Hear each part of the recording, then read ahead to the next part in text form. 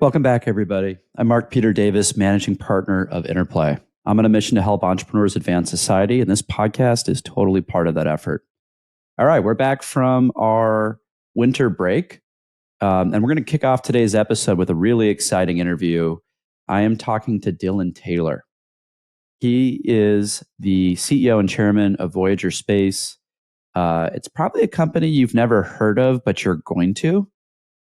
They have the rights to build the next space station for America. Now, it's privately owned by the company, but they have the contract with NASA. So as the ISS goes into its sunset phase, the next space station is going to be a privately owned entity that they've built. It's really crazy.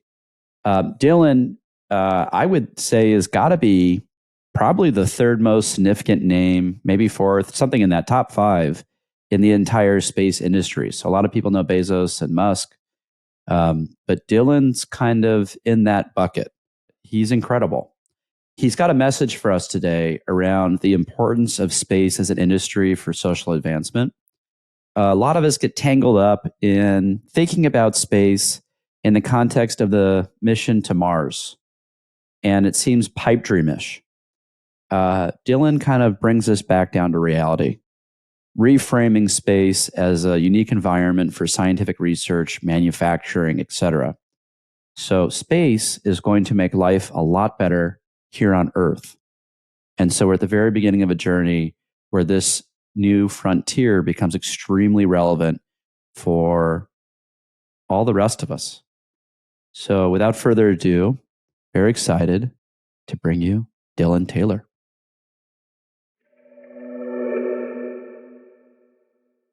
Dylan, thanks for being here today. My pleasure, Mark. Great to be here. Let's start at the top. Would you give an overview of Voyager Space? Sure. Yeah, Voyager Space is a space infrastructure company, and it was purpose-built to address what I think and others think are important needs for the industry, and that is to take this new space phenomenon, this high technology, high innovation phenomenon, probably best exemplified by SpaceX, and to scale that such that these large infrastructure projects that are necessary if we're going to move deeper into space get built. So most notably, Voyager is working on building the replacement to the International Space Station. That's in partnership with Airbus, and we have a prime contract with NASA to do that. So that's the big project. That's called STARLAB. But in addition to that, there are other infrastructure projects we're working on as a company. We're about 700 employees scattered around 11 offices total. And again, our ambition is to take the capability that exists within New Space and harness it to really enable these next generation infrastructure projects. And so far, so good. And we're having a lot of fun doing it. And I think the industry needs another company out there that's capable of doing big things. So over dinner conversation, people are like, yo, what do? You're like, I'm building the next space station. It does come up. Yes, it does come up. Most people, it's funny, Mark. Some people don't even know there is a space station. If you can believe that. I've had that conversation. That's crazy. But yeah, it is a interesting party trick to say that you're building the replacement to the ISS. What's the timing on that? You guys had a big announcement recently. We did. I know you're starting to put some pieces into place here. We are. So a couple things. One is we closed on the international transatlantic joint venture with Airbus. It's called STARLAB Corp. So that's the entity that's going to build the station. That was a big deal because you got to go through, as you would imagine, regulatory approval and CFIUS review and things like that to get that done. So that was closed a couple of weeks ago. And then just yesterday, we announced that we've signed a launch agreement with SpaceX to launch STARLAB on Starship, which is their next generation rocket. Our space station is unusual because it's a single launch to orbit solution. So we're not assembling the space station on orbit. We're building it on the ground and we're launching it in a single launch to space. So that was another big announcement. We're looking to get this in orbit by 2028. And I think that's still on target. It's important it gets up there before 2030 because that's the target date for the International Space Station to be deorbited. And obviously, we don't want redundancy, right? Yeah, we don't want to have a gap, so-called space station gap where, the U.S. and its allies don't have any solution up there at any given time. So it's really important we get ours flying before the other one comes down. Why do we need a space station? Just kind of base principles here. We've had one for a while.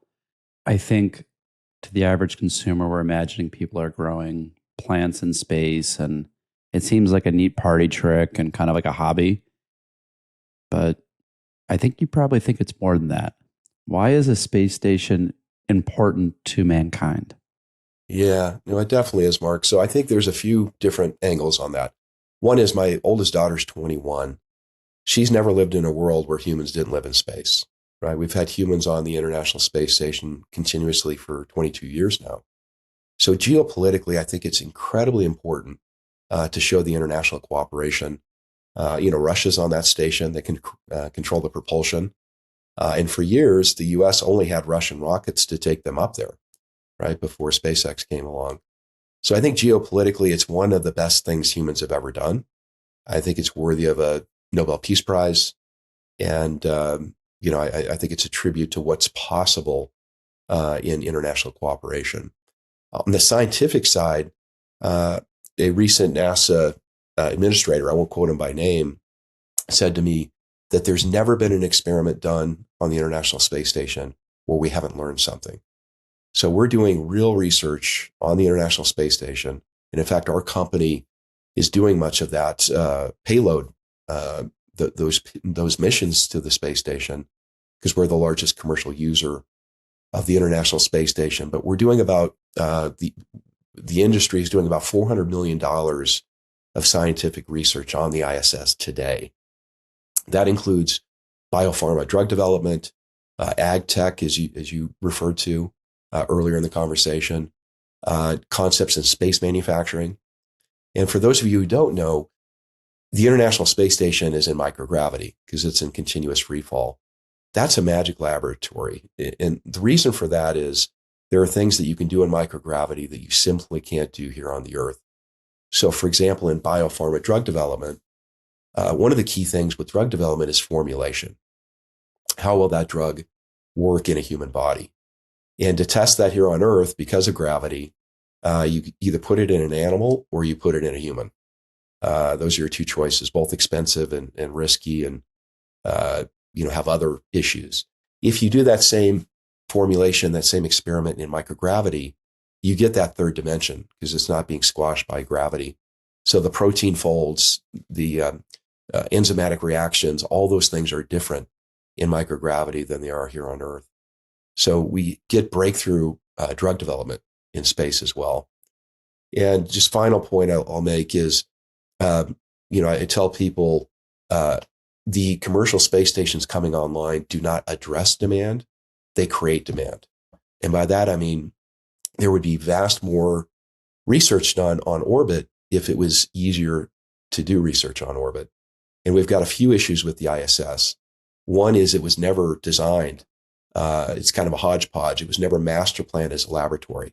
That's why ours is called STARLAB. It's optimized for that. Second is astronaut time. Astronaut time is at a huge premium. And about half of astronaut time on the ISS is dedicated to maintaining the International Space Station. And it's because it's so old and the systems are failing. So imagine a brand new shiny commercial space station with a new car smell, optimized as lab space, with astronauts who can do 100% of their time dedicated to scientific research. And imagine all the breakthroughs we as humanity could have under that scenario. Let's make this real, though. I mean, I know there's a bunch of science that's been done up there. Any of that made it into commercialization in the form of things we know to date? Yeah, I mean, there's lots of sort of silly examples, Velcro, Teflon, memory foam pillows. All those things were invented based upon space programs. But there are actual drugs. There's actually one cancer drug, which I don't know by name, that's been developed on orbit that is considered a breakthrough drug. Another treatment for diabetes has been developed up there, and many drugs that we knew that they were effective, but again, formulation is a key element of getting drug delivery into a human. So a lot of those have been reformulated based upon research on orbit. So there's many examples of these drugs being refined and or invented in microgravity. So manufacturing in space is going to start saving lives on Earth. Yeah, well, manufacturing in space is actually a different topic altogether. Believe it or not, you can actually manufacture things in space that are 1,000x better than here on Earth. One example would be fiber optic, fiber optic cable. So when you manufacture that, think of gravity as a convective force, right? And convection is all about knocking molecules together. And that's where chemistry comes from. When you extrude fiber optic cable here on Earth, you get inclusions, you get defects. When you do that in microgravity, you get essentially 1,000x less inclusions or defects in that fiber optic cable. So it's vastly, vastly superior to anything that you could ever create here on Earth. And so that's just one example. There are also shapes that we can create in microgravity that you simply can't create here on Earth because of the weight of gravity, if you will. So there's lots of examples of that. And we're just getting started with space manufacturing. There's so many interesting things that we can do. And again, we haven't fully explored that because the constraint has been lab space and astronaut time. So the other example that I found fascinating was printing organs, specifically eyeballs. Can you touch on that for a second? Yeah, so 3D printing is a thing on orbit. In fact, I personally had commissioned the first object manufactured in space by a private citizen. It was a gravity meter. We did that about 10 years ago. But with 3D printing in microgravity, again, you can do things that you can't do here on Earth. And organ printing is one of them, because you essentially need to lay down biological material in such a way that the whole system needs to be complete before you expose it to gravity, right? Because if you're exposing each layer to gravity, it's gonna get squashed. But once you create the entire object and it has the surface tension to keep it, as an eyeball, for example, then you can do that in microgravity and presumably bring that via down mass back down to Earth and utilize it. So organ printing is something that's very cutting edge, but obviously that would be a total game changer if they can continue to refine that technology. So awesome. We're at the very beginning of the story. And when you talk about these types of technologies, it's so clear. Geopolitical implications. The prior space station was in partnership with a bunch of countries, most notably Russia. And they were always ahead of us it seemed like, on a lot of the space tech and rocketry. I'm sure I'm wrong on that. We're in a little bit of a new era now with SpaceX and our whole industry really going private and building out. How does this lab look different from a geopolitical standpoint? Well, I think the model's been inverted, right? So it's commercially owned. It'll be owned by Voyager in partnership with our other joint venture partners. So a sovereign nation won't own it. That's one point. But second point is by creating, let's say, international partnerships in business, we can provide access to many of the countries who are on the station today. Russia's an exclusion because of some of the embargo and some of the things for U.S. nationals doing business there. But literally Japan, Canada, European Union, which are the other countries on the station, are all going to be part of our project as well. So I think geopolitically we can recreate a lot of that. The bigger dynamic that's happening today is we have the rise of China. in China's space capability. China has their own space station, right? It just was launched about a year and a half ago. And, it's more advanced than the International Space Station by all accounts. So I think where we're headed, Mark, it's interesting. I use the analogy of Apple versus Android.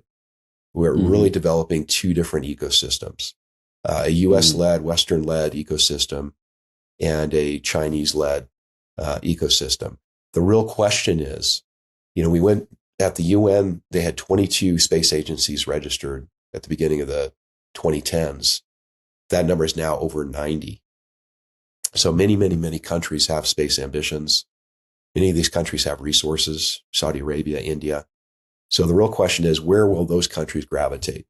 I don't think they can have a leg in both camps. I think they need to pick. So I think we're going to have a big sorting between the nations of the world into these two different ecosystems. And that's sort of what I see. So almost think of it as a little bit of a Cold War in space between those two ecosystems. And those lines are mostly already drawn, right? There's a handful of countries sitting in the middle, but that's true. The NATO countries already, and right, yep. I think the question is Russia, Gulf states, India, South America. Those are some of the open issues in terms of where they go. Right. This is privately owned. It is. That's a big concept. I mean, the idea that. That's got to be the biggest flex ever when you can tell people at dinner, yeah, I own a space station. What's the, how do you think about the pros and cons from a advancement of the industry, most importantly, of having this be private, right? And this has been the whole macro trend, right? This went from a public venture via NASA to, SpaceX really kicking things off, but now there's a whole ecosystem of folks out there. Right. On the commercial I'm side. a big believer in the privatization piece. I know that's controversial, and even people within NASA are not totally on board necessarily. They have factions that are pro commercialization versus not. The clearest example I can provide is launch, which you alluded to, Mark. Space shuttle, right? Which unfortunately had two tragic accidents, as we know, Columbia and Challenger. If you took a 16-ounce bottle of water and you sent it to orbit on the space shuttle, it was $100,000. $100,000 per pound to orbit. So wow. They killed the shuttle program. They put out bids for private launch. The winners on that were SpaceX and Orbital ATK, which is now owned by Northrop Grumman.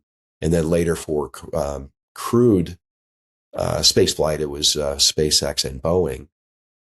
Fast forward 10, 12, 14 years later, SpaceX makes orbit, right? At that time, only, I think, 5 countries had ever made orbit, much less a private company. Then they started reusing rockets, right? Reusing the rocket booster. I think everyone's seen that magical image of the dual rocket booster landing simultaneously. That was back in February 2018. In my mind, that was the moment, right? That was the moment that everything changed.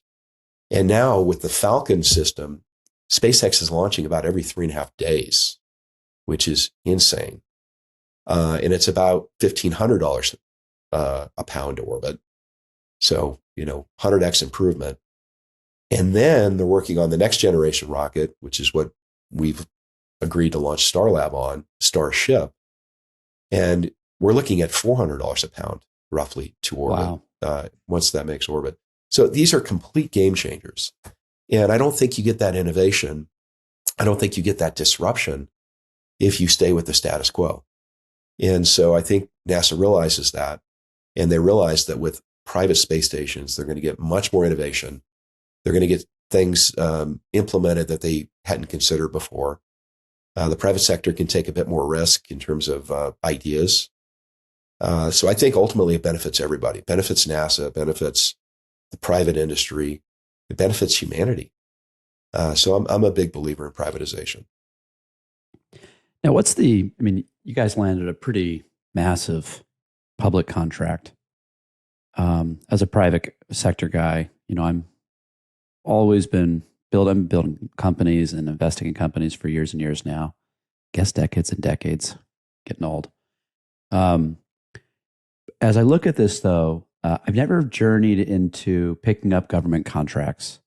It just kind of seems like it's in the territory um, beyond where there's sunlight. Like we're entering into a new environment, a new level of complexity, a whole bunch of unknowns. Can you shed any light on kind of what that journey is? And I'm sure when you demystify it, it's just a bunch of paperwork and relationships and like anything else. But would love to hear what that looked like for you to get signed off on to build the next space station. Yeah. It's the answer is a little bit. It depends, right? So if you have a contract with someone like NASA, which is a civil agency, you have a whole set of regulations and have to dos. If you have a contract with the Department of Defense, let's say, which is a military and defense organization, national security organization, those set of requirements are different and typically more stringent. And then within defense, if it's a classified program, which we operate several classified programs at Voyager, some of which I'm not even aware of, which is interesting as chairman and CEO of the company. But though those have another layer of requirements and regulation. So it really does depend. Government contracts, I think, is too vague of a term to define it generally. Mm-hmm. But what I'll say with NASA, they're a great partner. And where they've ended up with these, they're called Space Act agreements. And it's a special type of contract only NASA can award that essentially allows you to have a milestone-based compensation system. So once you have been awarded the contract, you lay out all the milestones to get from point A to point B. You negotiate what those milestones will be in terms of time and in terms of money being delivered for various milestones. Has to add up to the total contract value, obviously, and the time frame needs to match what NASA's requirements are. But there's a lot of flexibility within those two parameters to establish those milestones.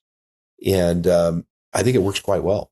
We're incented to chase the next milestone and make sure we get it on time and hit the requirement that the milestone has outlined. And I think NASA knows if a program's in trouble, they're going to know it pretty quick, right? Because they're going to start missing milestones. So I think it's a good approach. NASA, they're great partners. They really are. And I'm not just saying that because I'm being recorded. I mean, I really believe they're great partners. So for the innovative engineer sitting on a campus somewhere right now, dreaming about getting into this game and helping out, where do they start? What's the first step you do if you want to start developing a relationship and get into this? Is there a lawyer you call? Is there a group you reach out to? You got to go work in the industry for a bit. What's first base? Because I feel like once people get into a system, it usually helps them figure it. It becomes self-navigable. Right. Where does this begin? Yeah, I think there's a couple of different ways to look at that. So if you're a recent college grad and you want to get into the space industry, I would start with any kind of internship, any kind of work experience you can get within the industry, even if it's unpaid. I would really encourage people to do that. In addition to that, I would seek out people in the industry, cold email them, LinkedIn, whatever you need to do. Let them know what your ambitions are and what you're trying to do, and see if you can't find one or two people that can be a virtual mentor for you. I respond to those emails from time to time. I get a lot of them, but I respond to those from time to time. So I think tenacity wins the game there. But ultimately, you've got to also decide what kind of career path you want to have, right? Do you want safe and secure, working for a big company on really big projects, but you're just a very small part of that? Or do you want to work in a more dynamic environment, high speed, lots of innovation, but it could fail, in 6 months kind of thing. And then you're out on your ear and you're looking for a new opportunity. So I think your risk tolerance and your ability to, security, I think is whatever dial you want that security, financial security, stability dial, that will dictate kind of where you want to push into the industry. But SpaceX is always hiring. They're growing like a weed. They do churn through some people because they work them very hard. I think people get there and they say, well, this isn't for me. So I think those are the kinds of things that I would encourage people to do. There's also some really good fellowships out there for young women. Brooke Owens Fellowship is a great one. Matthew Iwakis, which is another fellowship named after a young man who tragically died of cancer at a young age. But those kinds of fellowships kind of catapult you into the industry as well, because they'll place you at one of a handful of prominent space companies. All right, another question on behalf of the entrepreneurs out there. We're in the infancy of this industry. I mean, the doors are open now, which is really exciting. Mm-hmm. What does the industry need? What if you could wave a wand or herd people towards a mission within the industry? What is it? How can they help? It's a brilliant question, because this is the way my brain works, right? I start with the end state, and then I think, what does the industry need? That's why we created Voyager. And before that, that's why we created conduits for early stage capital, because that's where the industry was plugged at that time. It's human resource, honestly, Mark. People ask me what keeps you up at night as CEO of Voyager, and it's talent. It's attracting and retaining talent. So I think the industry needs more talent. It's attracting a lot of talent today, but we still need more and more talent. So how can people help? If you're passionate about space, get in the industry, no matter what your skill set is. And if you're not passionate about space, but still want to help, encourage and, inspire other people within your network to seek out space as a career. But that's really the constraint right now, is human capital. Dylan, I'm going to brag about you for a second. I know you got this in your bio and everywhere else, but if I have this right, you're the youngest human to go to the bottom of the ocean and into space. I think that's true. Yeah. 606 person human ever to be in space. And you did also do a submarine dive way deep into the ocean. What compelled you? How did you, before this, you were a successful real estate executive. There's been a transformation here. How did that happen? What's the thinking? Yeah, well, I'll try to be succinct here, but my ambition getting out of college was to be a Fortune 500 CEO, make a bunch of money, and live happily ever after. Right, that was sort of my motivation. I was very amped up. I was hyper competitive, and that was my fuel. Right, that's what I was doing, and so I ended up successfully running large public companies, a bunch of different industries: electronics, banking, real estate, as you mentioned. But I reached a point in my career, I was in my late 30s, about 38, 39, where I was successful, in quotes, but pretty miserable, feeling like I wasn't living a purposeful life, feeling like I wasn't working with people that I respected or that I looked up to, that I wanted to further enrich, frankly. And so I really did a lot of soul searching. There was a book I read that really changed my life. I don't know if you've read it, Mark, called The Last Lecture. And it's also a lecture on YouTube if you want to check it out. It's by Randy Pausch. I've watched the video. It's powerful. Incredible. It's powerful. And, I won't give it away to spoil it for the listeners. I would encourage them to seek it out. But what I took away from it is you have to follow your passion. And you can have your cake and eat it too. You can have your day job and still do your passions on the side. And then ultimately those passions become your day job. And if you don't know what your passions are, because a lot of people say, well, I don't really know what that is. Randy says, go back in time. And the further you get and the closer you get to your childhood, the more accurate that passion will be. And for me, it had always been space, always, since I was earliest memory. So I'm like, wow, that is my passion, right? So then that's when I really started getting into the industry. I started as an investor, not because I'm a great investor necessarily, but it was a way for me to contribute to the industry, contribute some capital, maybe some business acumen, because I had some scar tissue running large companies. So I had some insight that maybe others didn't in the industry. So that's how I got into it. And, fast forward, every day's a dream because you're doing exactly what you love to do. And I had the opportunity to go to space, which was a lifelong dream, right? It's like one of those things where it's like, I want to play in the NFL and be a Hall of Fame quarterback, right? It's like, Right. It's silly to even dream it because it's crazy. So going to space, being an astronaut, it just seemed insane. And I thought, if they privatize commercial spaceflight, maybe in 20 years I'll go. But I ended up getting an opportunity to go very early. I went in December of 21, and life-changing flight, completely changed my life. I was on the flight, if you might remember, with Michael Strahan.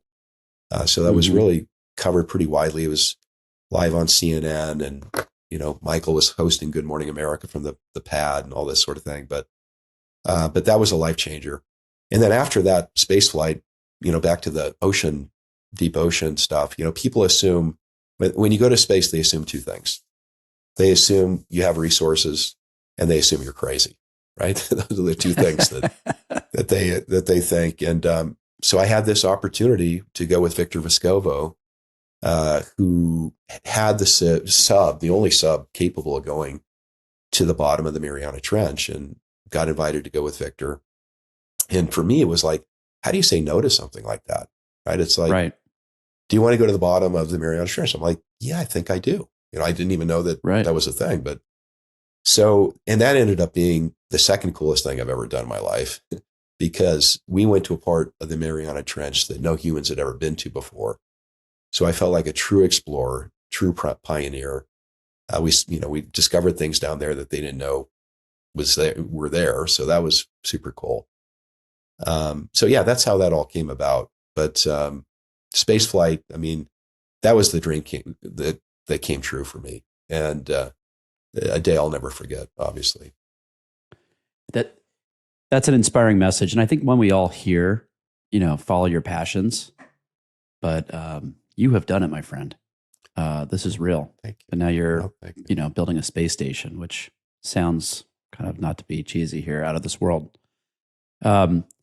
The thing you mentioned before, I'm really curious about. I'm an active investor in the early stage world. You became a space tech investor, and I know you did it from a place of contributing to the industry. Any thesis or advice on kind of how to look at that market? For folks out there anyone who's kind of raised their hand, they're seeing space tech now show up every now and then. Very few of us out there are actually full-time focused space investors. Right. Are we playing with fire? What's the way to think about that? Well, there's a couple of concepts here. Some of these are more general concepts, but I have people come to me and they're like, I want to make a space investment. I'm like, no, you don't. And they're like, what do you mean? I'm like, if you're not going to make 8 to 10 space investments, you should make 0 space investments, because no one on planet Earth is smart enough to pick winners and losers. No one. And I put myself in that category. So making one space investment is a mistake, in my view. If you have, let's say, 7 to 10 high quality, well vetted space investments, I think it's the opposite. I think it's low risk. I think you're going to be guaranteed of holding, a 25x probably in your hand. In my case, I made about 50 investments. Just one in particular was 156x. So that obviously returns. All the rest were good. All the rest were good. And there were a couple, there was actually another 100x in there and a couple of 50x's. So, but a bunch were wipeouts. So I think, indexing yourself is important. The other thing is, if someone's like, I need you to sign an NDA because we've got this secret idea, I just decline all that stuff, right? Because the idea is totally irrelevant, completely irrelevant. Everyone has good ideas. It's all about the team. It's all about how are you going to execute on that idea. So for me, I'm 95% the team, right? There's never been a business plan written that was implemented the way it was written, so far as I know, right? There's always going to be obstacles. There's always going to be a brick wall. There's always going to be something that comes up. So you want a team that can pivot, navigate, go over walls, through walls, around walls. And so it's sort of a simplistic approach, Mark, but honestly, people are like, it's all about the technology. It's all about the idea. No, it's absolutely not about that. It's about the who. Yeah. This harkens back to more traditional venture capital back in the semis world, or maybe even pharmaceuticals now. when you're doing a B2B SaaS company, you can underwrite that. But the risk involved in a space tech company, there's so many unknowns to me as an outsider. So anyway, I appreciate the commentary. Last question for you. Kind of an open-ended one, but hopefully you do something crazy with it. If you were king of America, what would you change? Oh boy, yeah, that's a tough one. I'm in the camp. We can do that from the space lens if you want. Yeah, well, that's just it. I mean, my dream. So let me just tell you what I would do if I was king. STARLAB's built. I would convene a meeting of the G20 and or the National UN Security Council on STARLAB. That's what I would do. And why? Because I imagine this big conference table and everyone's sitting around it, experiencing the overview effect because they're seeing the Earth from space. I think you would get a different outcome. Stick with me for a second. We have all these problems that seem intractable, right? Climate change, income inequality, mass migration, pick your topic. A lot of people say, well, we haven't found the right solution yet. Well, I don't think we have the right perspective. I think that we lack perspective. And the right perspective is that we've got 99.109s in common, and we squabble over things that are not terribly important. And when you're up there, it becomes so obvious, right? There is no other people. There is no other place. There's here, right? We all live in the same house. We're all siblings. I mean, that's the reality. But a lot of people don't see it. So if I was king, I would convene a meeting on STARLAB. That was a beautiful wisdom. With that, Thank you very much for doing this today. Thank you, Mark. Great to be on. As expected, Dylan had a lot of wisdom to drop. He is taking on Herculean challenges. I can't imagine the amount of pressure and complexity in building the next space station that they're launching in one piece. A lot of nuance to what he's doing. I hope it was an instructional, bit of eye-opening conversation where you can see how space is at some point going to fit into your life. And I hope this conversation also attracts more people to the market. It's a real frontier. It's going to have real direct impact. And we need many of our best and brightest chasing after it. Anyway, thanks for listening, and we'll catch you soon.